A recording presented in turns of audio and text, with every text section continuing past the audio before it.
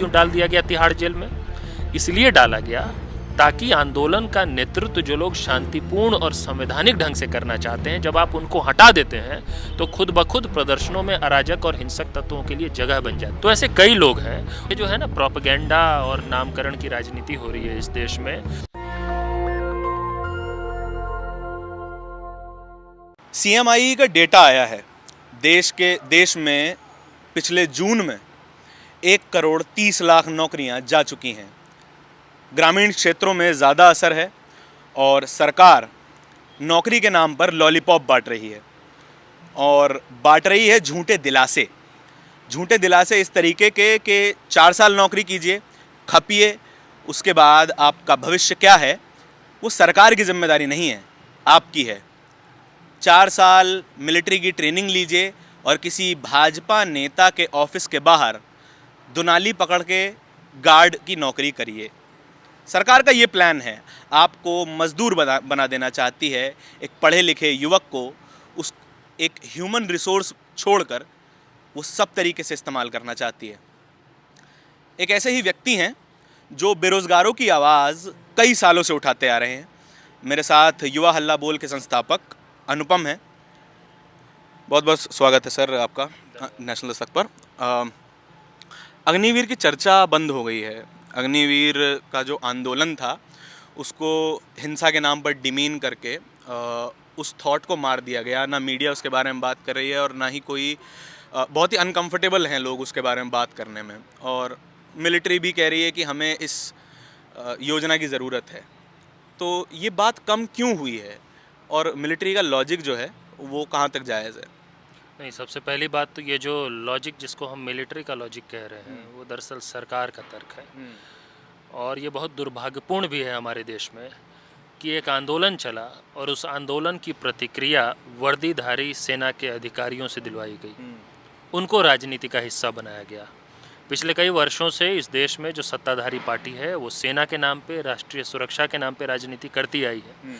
लेकिन अग्निपथ के आंदोलन में हमने साफ साफ स्पष्ट देखा कि एक तरफ आंदोलन चल रहा है, एक योजना को लेकर कई तरह के सवाल उठ रहे हैं, कई तरह के संशय, कई तरह के कंसर्न्स हैं, और उन कंसर्न्स को एड्रेस भाजपा के प्रवक्ता नहीं कर रहे हैं, सरकार के मंत्री नहीं कर रहे हैं, भाजपा के नेता नहीं कर रहे हैं। सेना के अधिकारियों को सामने ला दिया गया, उनकी वर्दी की क्रेडिबिलिटी के पीछे छिपने की कोशिश हुई।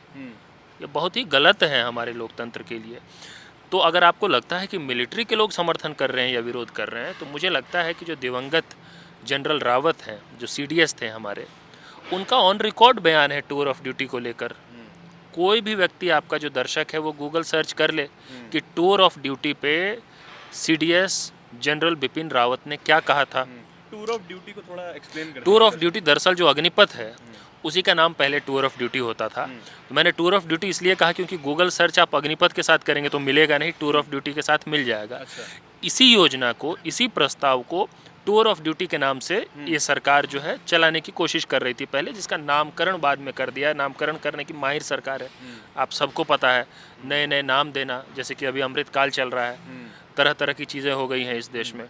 मतलब अमृतकाल को लेकर मैं वैसे अक्सर कहता हूँ, आपके सवाल से थोड़ा हट के ये बात है कि भाई आपके घर के सामने जल जमाव हो जाए, कीचड़ लग जाए और आप उसको डल झील बोलते रहिए, तो आप कभी भी उस कीचड़ को हटवाएंगे ही नहीं। उसी तरह देश का बेड़ा गर्क हो रहा है, नाम रख दीजिए अमृतकाल, तो फिर कोई दिक्कत ही नहीं है।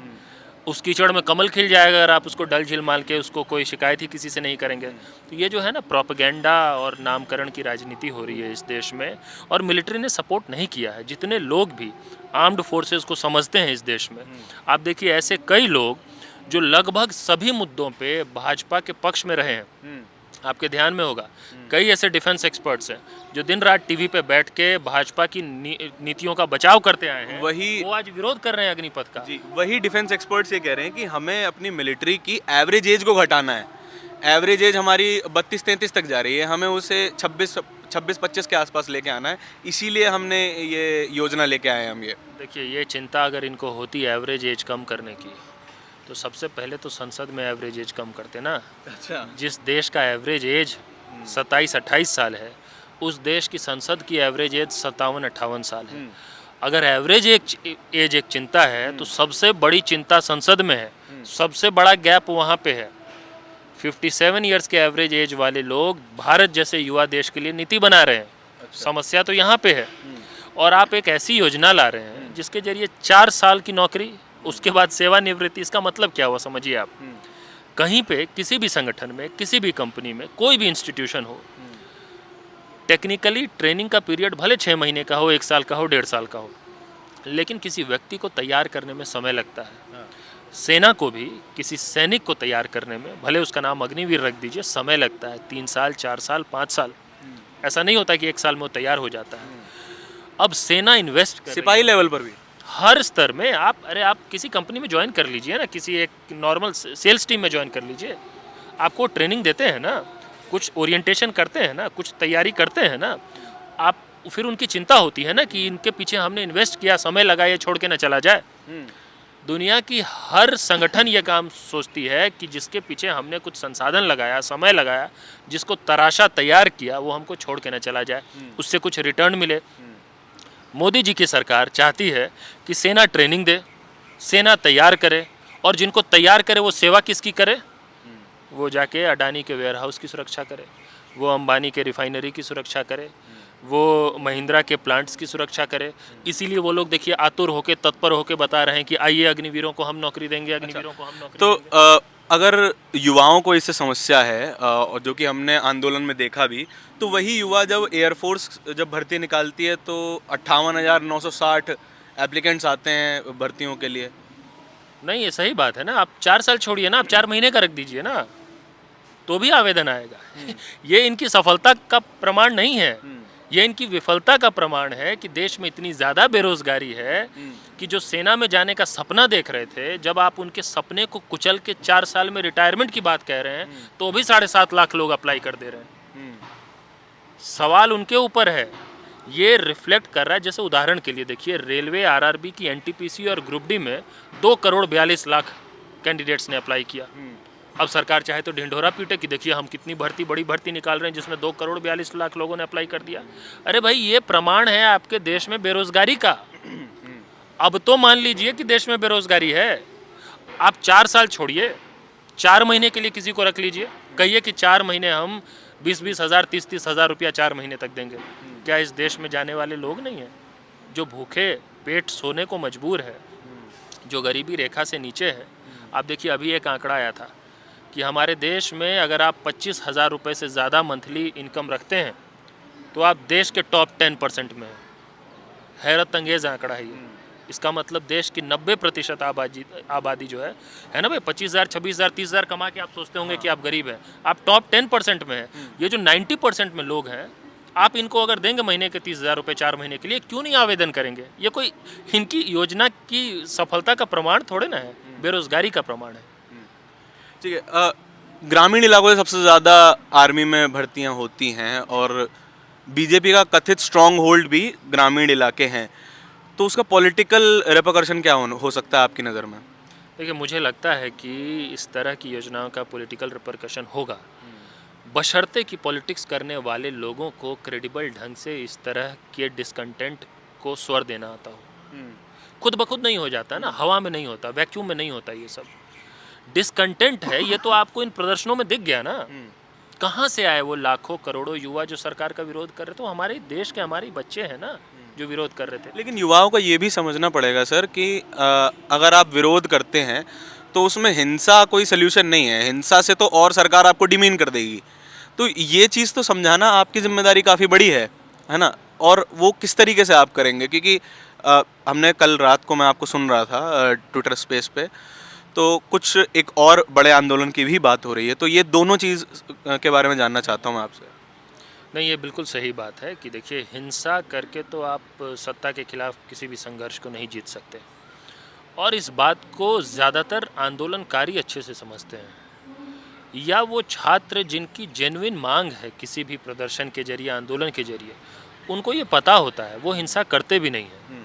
देखिए, इस तरह की हिंसा क्यों होती है और कब होती है? 2-3 परिस्थितियों में होती है, और ये बात आपके सभी दर्शकों को और हर किसी को समझना चाहिए। वो ये है कि जब सरकार शांतिपूर्ण प्रदर्शनों की तरफ पलट के देखे भी नहीं तो क्या होगा? हिंसा होगी ना। सरकार ने देखा, क्योंकि साल 1.5 साल जब किसान बॉर्डरों में बैठे तो सरकार ने देखा, वापस लेना पड़ा। तो उसी तरीके का अगर आप उदाहरण देता हूँ आपको, देखिए अर्धसैनिक बलों में नियुक्ति के लिए पिछले 2-2.5 साल से हज़ारों की संख्या में नौजवान हैं जो प्रदर्शन कर रहे हैं, परीक्षा क्वालिफाई कर चुके हैं, मेडिकली क्वालिफाई हो चुके हैं, सिर्फ नियुक्ति का इंतज़ार कर रहे हैं। जंतर मंतर पर प्रदर्शन किया, नागपुर में प्रदर्शन किया, मार्च किया, सोशल मीडिया पर आवाज़ उठाई, कभी हिंसा नहीं किया, कभी अपशब्द का इस्तेमाल नहीं किया, बिल्कुल रचनात्मक ढंग से अपनी बात कहने की कोशिश की। कोई ऐसा व्यक्ति नहीं होगा जो उनकी बात से असहमत हो सकता है, लेकिन सरकार का कोई ध्यान गया? अभी वो नागपुर से पैदल मार्च कर रहे हैं, 40 दिन से पैदल चल रहे हैं, दिल्ली की तरफ आ रहे हैं, इस गर्मी में, इस बरसात में पैदल चलते आए हैं। सरकार ने ध्यान दिया? नहीं दिया ना। आप पहले तो किसी के धैर्य की परीक्षा लेते हैं, उसके बाद जब प्रदर्शन बड़ा होता है तो ये सरकार क्या करती है कि उन लोगों को सबसे पहले टारगेट करती है जो किसी भी आंदोलन को शांतिपूर्ण और संवैधानिक ढंग से नेतृत्व दे सकते हैं। उदाहरण के लिए मान लीजिए हमको तिहाड़ जेल में डाला गया, आप जानते हैं क्यों डाला गया? मैंने कौन सी हिंसा की थी? मैंने कौन सी हिंसा भड़काई थी?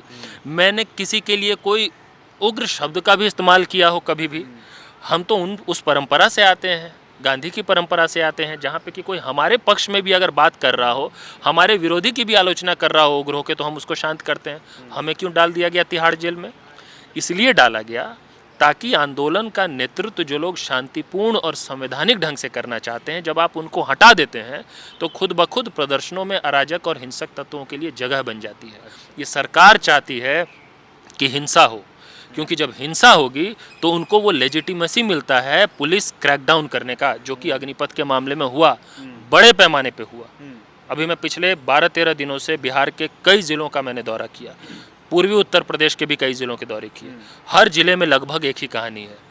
पुलिस ने एफआईआर किया है, 18, 19, 20 साल के बच्चों को जेल में डाला है, एफआईआर पे ऐसे बच्चों को नामजद किया हुआ है, और अज्ञात के नाम से कईयों को एफआईआर में लिखा हुआ है, और उस अज्ञात के नाम पे कईयों से प्रताड़ित किया जा रहा है। डर का माहौल बना दिया गया है, गांव-गांव में भय का माहौल बना दिया गया है। जो सालों से सेना भर्ती की तैयारी कर रहा था, उसके गार्जियन ये बोलने की हिम्मत नहीं कर रहे हैं कि हमारा बच्चा भी सेना की तैयारी करता था। इतना डर क्यों?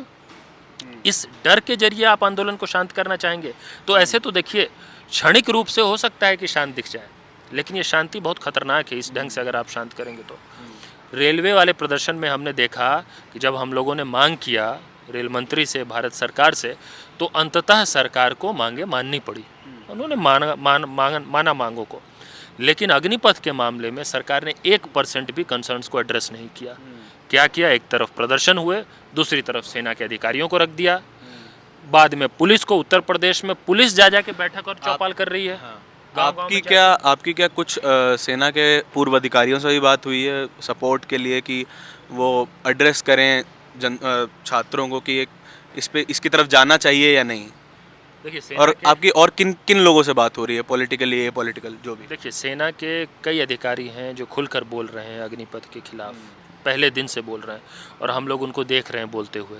ऐसे कई अधिकारियों के संपर्क में हम लोग हैं ही, उनके विचारों को हम जानते ही हैं, उनके विचारों को पूरा देश जानता है। वो सब चिंता जता रहे हैं कि ये सिर्फ युवा विरोधी नहीं है, ये अग्निपथ योजना, ये सेना विरोधी है, ये सेना को कमज़ोर कर सकता है, ये हमारी राष्ट्रीय सुरक्षा से समझौता कर सकता है, ये इस तरह की योजना है।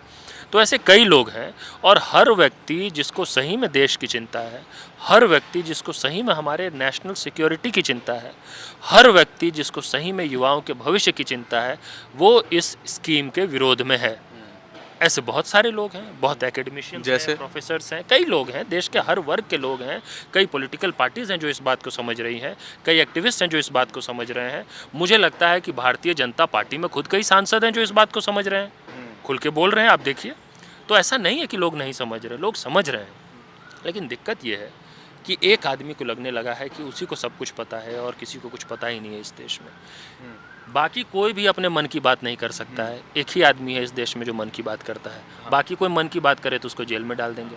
देखिए, इस स्कीम के साथ सबसे बड़ा कंसर्न जो सुनने को मिल रहा है कि 4 साल के बाद वो युवा बेरोज़गार होंगे। उन्होंने, क्योंकि हथियारों की और बैटल कॉम्बैट की उन्हें काफ़ी अच्छी ट्रेनिंग मिली होगी, तो उन्हें मिलिटराइज़ करना बहुत आसान हो जाएगा। तो उस एंगल में क्या सोचते हैं आप? नहीं, देखिए, ये चिंता है कई लोगों की। सरकार उन्हें क्या कहते हैं, अपने मोटिव के लिए इस्तेमाल करना शुरू कर देगी। नहीं, बिल्कुल ठीक बात है, ये चिंता तो है, कई लोगों की ये चिंता है। मेरी जो ज़्यादा बड़ी चिंता है वो ये है कि इस योजना के जरिए असल में देश की जो बड़ी जो जो कॉरपोरेट लॉबी है, जिनके पैसे से इस सत्ताधारी दल की राजनीति चल रही है, जिनका पैसा इलेक्टोरल बॉन्ड में घूमता होगा, जिस दिन इलेक्टोरल बॉन्ड ट्रांसपेरेंट हो जाए तो सब समझ में आ जाएगा, उन लोगों की सेवा करने के लिए ये योजना बनाई गई है। मतलब देश में सबसे बढ़िया ट्रेनिंग किसी को सिक्योरिटी की कौन दे सकता है? आर्मी, इंडिया की मिलिट्री, उससे बढ़िया ट्रेनिंग तो कोई दे ही नहीं सकता है। तो आप भारतीय सेना का इस्तेमाल ट्रेन करने के लिए कर रहे हैं, और सर्विस किसको मिलेगी? वही लोग जो ट्वीट कर करके बोल रहे हैं कि हम नौकरी देने को तैयार हैं, हम नौकरी देने को तैयार हैं। भाई आपसे नौकरी मांग कौन रहा है? ये लोग तो जा रहे थे सेना में, इन्होंने क्वालिफाई किया सेना में सेवा करने का, देश की सेवा करने का। सब कह रहे हैं कि हम देंगे, कोई कहता है भाजपा के कार्यालय के बाहर नौकरी दे देंगे, कोई कंपनी वाला कहता है कि हम नौकरी दे देंगे, कोई राज्य सरकार कहती है कि हम पक्की नौकरी दे देंगे। लेकिन जिनको ज़रूरत है कि वो सेना में पक्की नौकरी मिले, वहीं पे सिर्फ नौकरी नहीं दे रहे हैं, तो सेना को ठेके पर रखने को ये लोग आमादा हो गए हैं। नेशनल सिक्योरिटी को कॉन्ट्रैक्ट पे रख दिया इन लोगों ने, इसका विरोध हम कैसे ना करें? अच्छा, आखिरी सवाल ये है कि एक 21-22-23 साल का युवा रिटायर हो चुका है, आर्मी का एक्सपीरियंस है उसके पास अच्छा खासा पैसा भी है उसके पीएफ का, तो उसके लिए तो और ज़्यादा अपॉर्चुनिटीज़ खुल जाएंगी ना। वो ना भी करे अडानी अंबानी के पास नौकरी, तो वो अपने ऊपर वो जो पैसा उसने कमाया उसको और इन्वेस्ट करके और ज़्यादा प्रोडक्टिव हो जाएगा। देखिए, किसी भी नीति का जब हम विश्लेषण करते हैं तो बिल्कुल इंडिविजुअल लेवल पे क्या हो रहा है और कलेक्टिवली उसका क्या इम्पैक्ट हो रहा है सोसाइटी पे, इन दोनों चीज़ों को समझना पड़ेगा। जब देश में व्यापक बेरोज़गारी हो और कोई बिल्कुल बेरोज़गार है, उसको 4 साल के लिए एक नौकरी मिली है और उसके बाद कुछ पैसे मिले हैं, तो उसके लिए तो अच्छा ही है, इसको कौन झुठला सकता है। लेकिन ये अगर एक एडिशनल स्कीम होती, सेना भर्ती जो चल रही थी वो चल रही होती, तो ये फायदेमंद होता। ये किस चीज़ की कीमत पे हो रहा है आप ये देखिए ना, किसकी कीमत? नॉर्मल भर्ती हो और तब साइड बाय साइड अग्निपथ भर्ती हो तो कोई दिक्कत नहीं है। नॉर्मल भर्ती करिए, रिक्रूटमेंट करिए, और उसके बाद अगर आपको लगता है कि आप इस तरह की कुछ भर्तियां भी करना चाहते हैं जो बहुत टाइम बाउंड है, जो 3 साल 4 साल के लिए है, तो उसको एक अलग नज़रिए से देखा जाएगा। आप पूरी भर्ती को रोक के सारी भर्ती इस ढंग से करेंगे और फिर कहेंगे कि जिसके पास पैसा आ रहा है, जिसको 4 साल सैलरी मिली है, तो उसको क्या नुकसान है? कोई नुकसान नहीं है, उसको कुछ तो मिला ना भाई, कुछ नहीं से कुछ बेहतर है। लेकिन इसका मतलब ये थोड़ी है कि उस पूरे स्कीम का आकलन हम उसके आधार पर करेंगे। स्कीम का आकलन तो इस आधार पर होगा कि कलेक्टिवली इस पॉलिसी का देश की सिक्योरिटी पे, देश की सोसाइटी पे क्या इम्पैक्ट पड़ रहा है। इम्पैक्ट ये पड़ रहा है कि राष्ट्रीय सुरक्षा से समझौता हो रहा है, हमारी सेना में ऐसे लोग होंगे जो किसी भी वक्त पूरी तरह से तैयार नहीं होंगे, वो ट्रेनिंग के प्रोसेस में ही तैयार होने की प्रक्रिया में ही होंगे हर वक्त जो लोग होंगे, और जो तैयार हो जाएंगे वो सेना की सेवा नहीं कर रहे होंगे, वो भाजपा कार्यालय की सेवा दे रहे होंगे या अंबानी, अडानी और महिंद्रा की सेवा दे रहे होंगे। तो आप इस नज़रिए से देखिए कि ये स्कीम सही है कि गलत है। नेशनल सिक्योरिटी पे सबसे ज़्यादा कंसर्न दिखाने वाली, सबसे ज़्यादा चिंतन करने वाली, चिंता दिखाने वाली पार्टी स्कीम ऐसी लेके आती है जिससे नेशनल सिक्योरिटी ख़तरे में आ जाती है। सारे डिफेंस एक्सपर्ट चिंतित हैं, लोग चिंतित हैं, युवाओं का भविष्य चिंता में है, लेकिन एक व्यक्ति जो चिंता में नहीं है वो संसद में बैठा है। इंस्टीट्यूशन क्लब से मैं धारण, अनुपम को सुन रहे थे आप। कैमरा पर्सन आशीष के साथ नेशनल दस्तक के लिए धन्यवाद। नेशनल दस्तक की आपसे गुजारिश है कि अगर इसको बचाना चाहते हैं तो नेशनल दस्तक को सब्सक्राइब करने के लिए रेड कलर के सब्सक्राइब बटन को दबाएं, फिर बेल आइकन की घंटी दबाएं। नेशनल दस्तक को बचाने के लिए बहुत जरूरी है कि हर खबर को शेयर करें, लाइक करें, कमेंट जरूर करें।